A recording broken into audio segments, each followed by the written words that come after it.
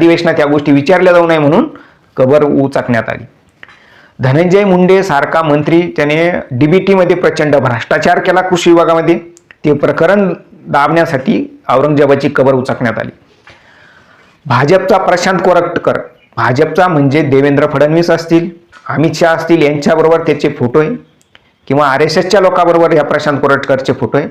मुसलमान व्यक्ती सुद्धा इतका घाणेरडा कधी छत्रपती शिवाजी महाराजांबद्दल बोललेला नाही.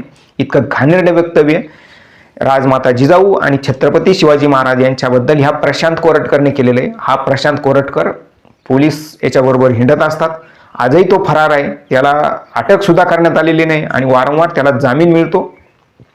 म्हणून औरंगजेबाची कबर उचकण्यात आलेली आहे.